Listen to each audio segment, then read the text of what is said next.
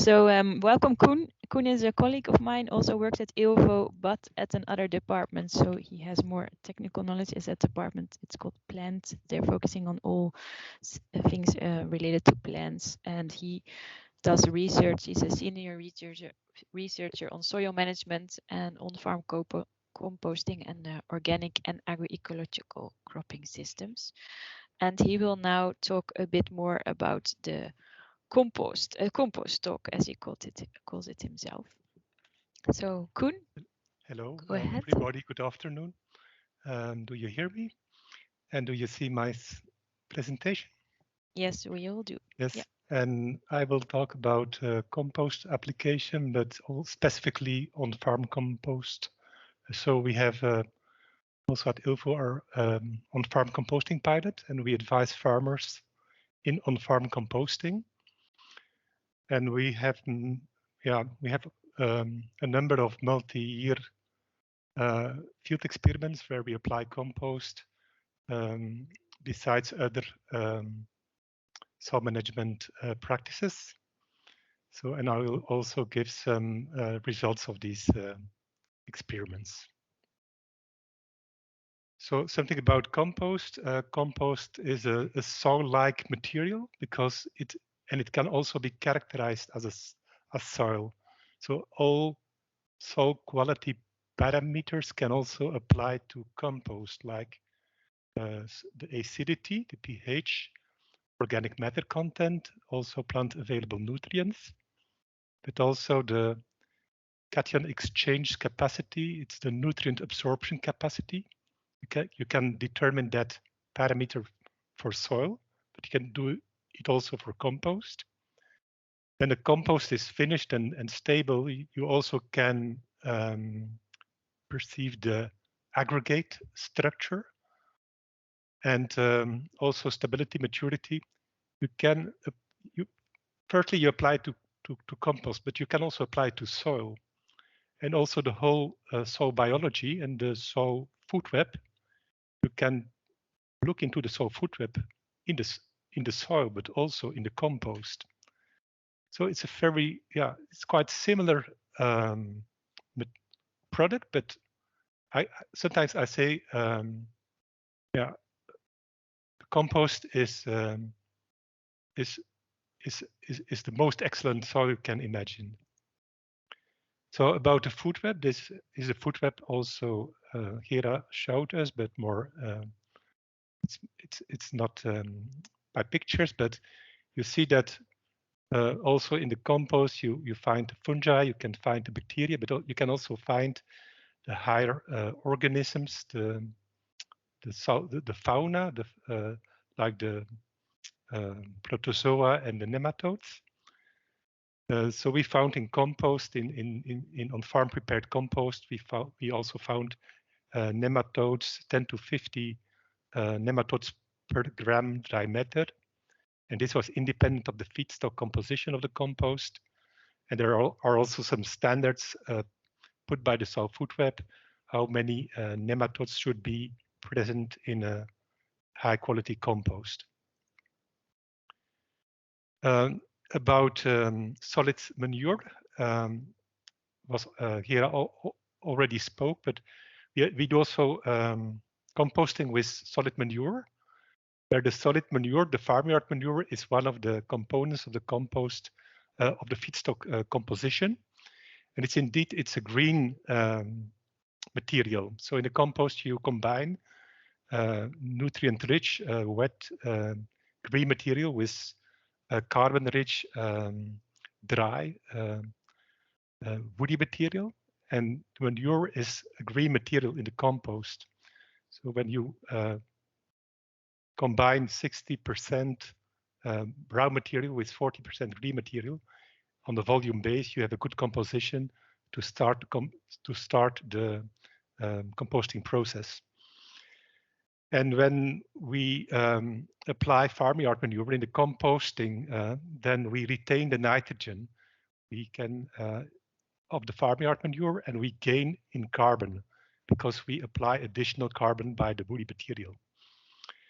And this was a composting trial where we where we compared the farmyard manure with the composted farmyard manure.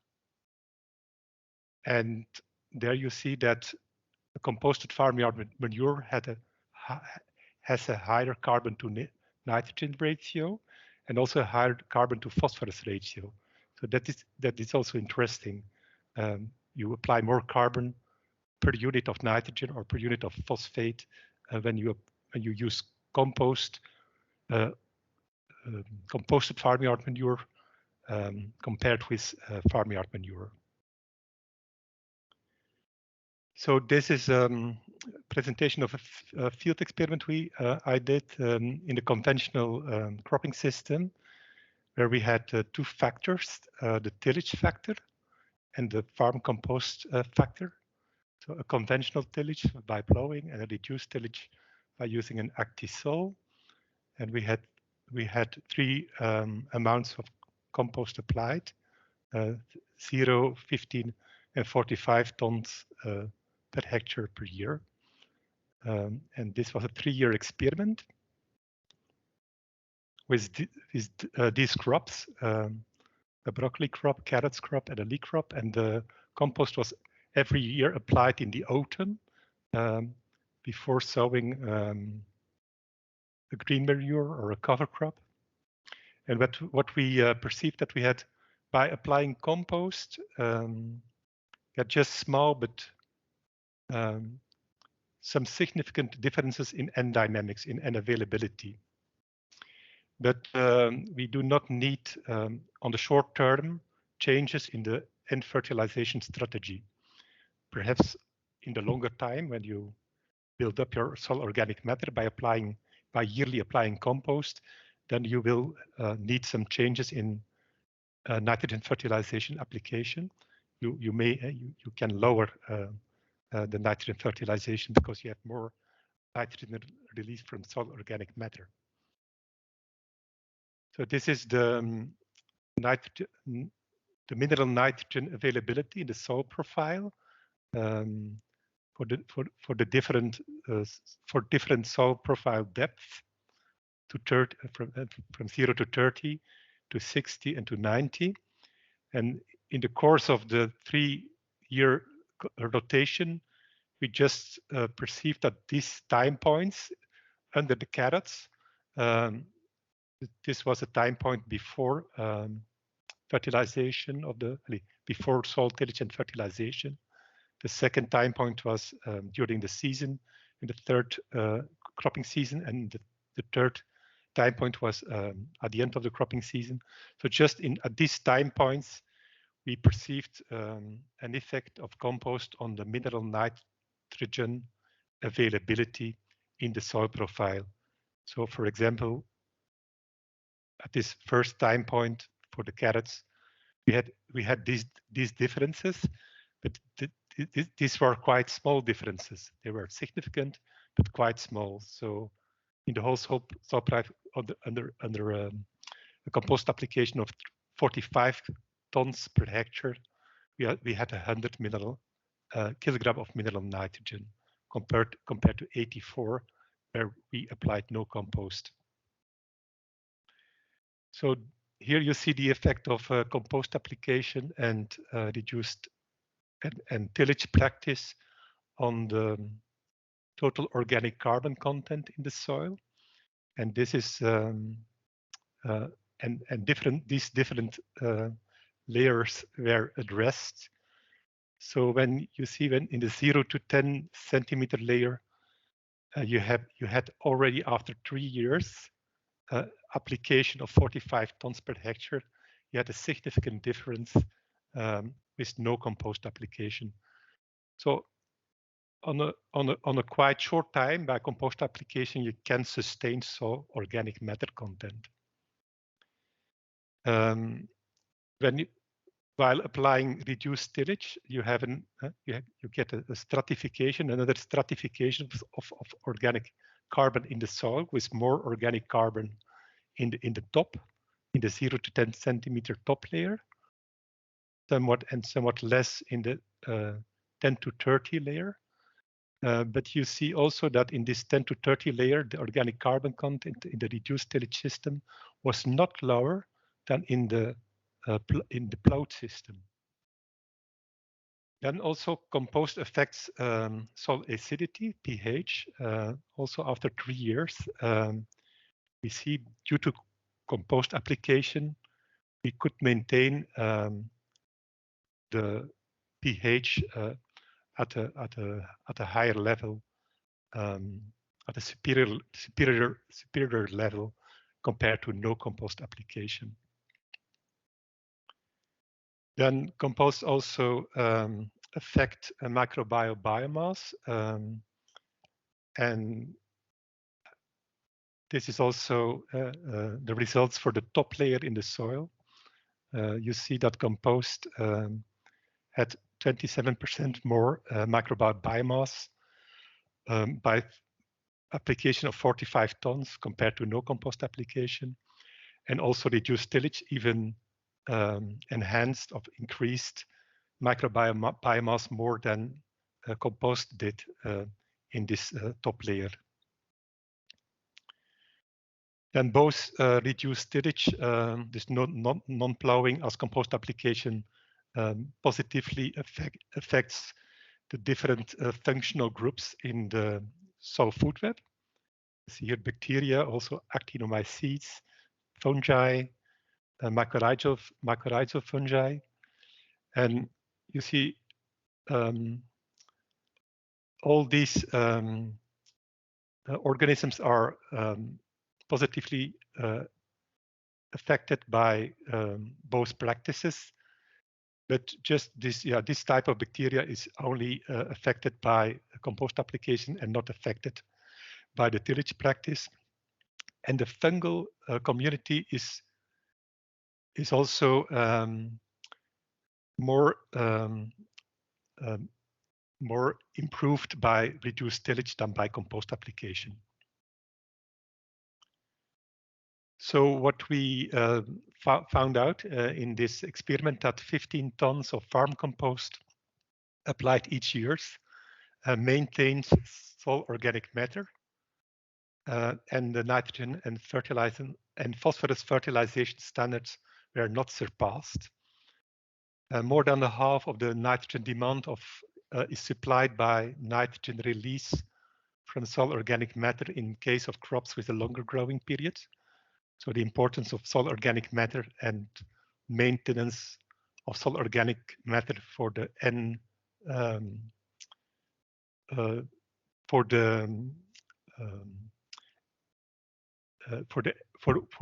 N needed by the crop, it's important.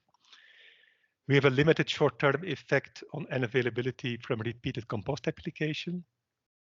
And the residual mineral N after the crop at the end of the growing season was not affected by compost application.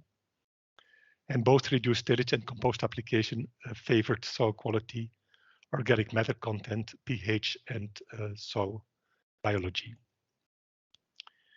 This second field experiment, it's in an organic system where we had also different factors, where we compared after the grass cover crop in a leek crop, conventional tillage versus reduced tillage.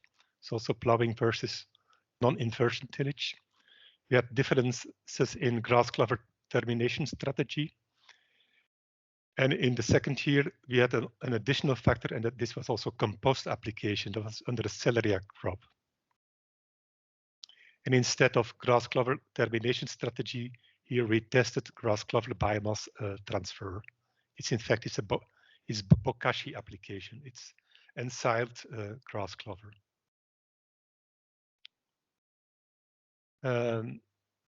This is in the second year, in the year with the celeriac. We had different input by bokashi application of this grass clover silage, and we had compost application, no compost application, and compost application, and this is also the nitrogen input by compost application, by applying 33 tons compost per hectare. The unavailability during the growing season was affected by the tillage practice and by the biomass transfer, the silage. And the crop performance was affected by the tillage practice, the biomass transfer, and the compost application. And after a two-year period, we already found an increase in organic carbon in the top layer by compost application in the reduced tillage system. You see 1.18 with no compost application and 1.27 with compost application, and it was significant. So even in the short term, in a reduced tillage system, you can increase your organic matter by compost application, an increase in organic matter in the topsoil. That's important. We like to have more organic matter in the topsoil than in the subsoil for the infiltration capacity of the soil and the water holding capacity.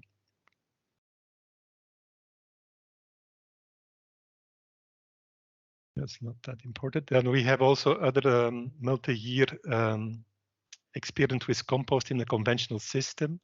It's the BOPAC trial. It's still going on. And in this trial, we also look at nutrient leaching, both nitrate and of the risk of nutrient leaching, both nitrogen and phosphorus. And after a multi-year application of compost, every year about 2 tons carbon by compost application per hectare, we don't perceive significant increases in the residual nitrogen after the crop in the soil profile, but we saw some risk of additional leaching risk of phosphorus because of the high phosphorus status of our soil. This is another farm compost trial. It's one of the first ones where they had also looked at the unavailability, the nitrate amount in the soil profile